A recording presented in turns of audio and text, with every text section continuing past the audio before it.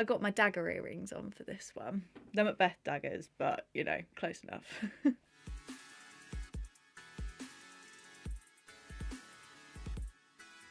Hello, hello, and today I'm going to be talking about Romeo and Juliet.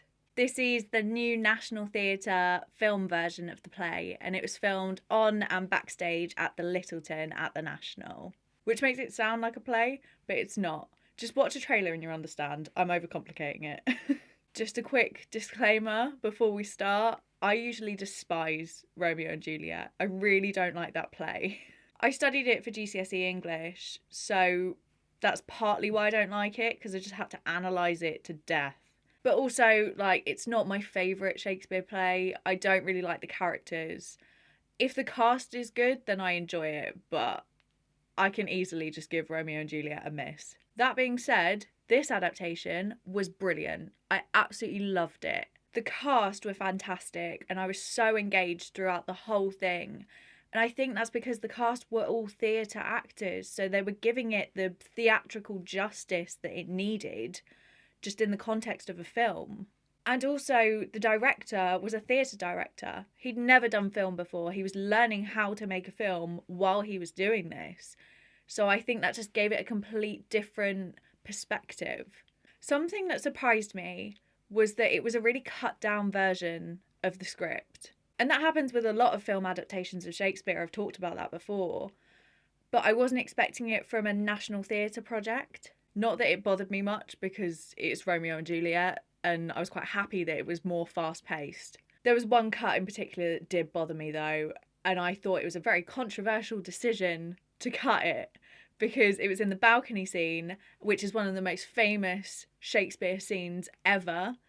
And they cut out one of the most famous monologues, the "But soft, what light through yonder window breaks." Loads of people do that monologue in stuff like drama school auditions and workshops, and not everyone can do it well. So I was excited to see Josh O'Connor's interpretation of it, but obviously not. I thought I'd like zoned out and missed it, and I like rewound it and everything, and it just wasn't there.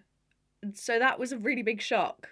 One change that I really loved was that they combined scenes that were happening at the same time. I think it was the scene with the, I was about to say the Rumble, that's West Side Story.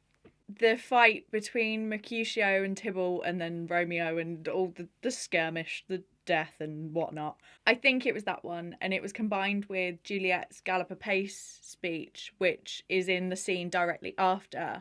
It just added a bit of excitement to it, and it made the timeline a bit clearer, because it wasn't this happens and then that happened while that was happening. It's like, this is all happening at once. There you go. The whole cast were fabulous. I think everyone played their role so well, but I had two standout performances. The first being Josh O'Connor's Romeo. I thought it was fantastic.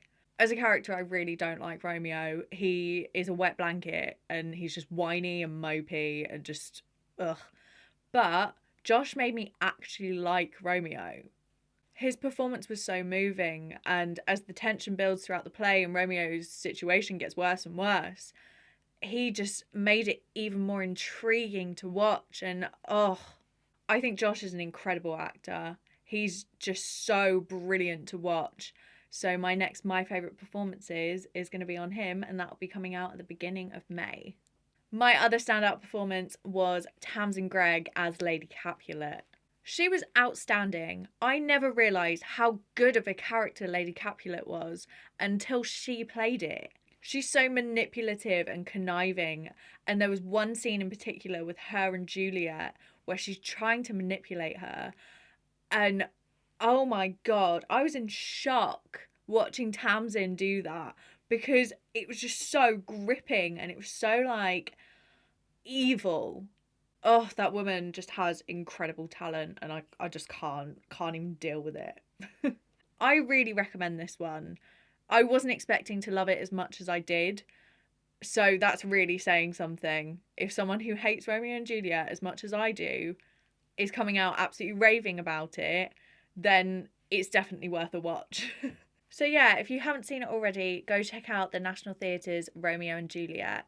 At the moment, it's only available in the UK on Sky Arts. It's coming out on the 23rd of April in the US on PBS. And currently, National Theatre are trying to find ways that they can release it worldwide. So stay tuned on their social media if you aren't in the UK or the US and you would like to watch it. Thanks for watching. Give it a like if you liked it. Subscribe if you want more of this. But as always, stay safe and look after yourselves. Bye.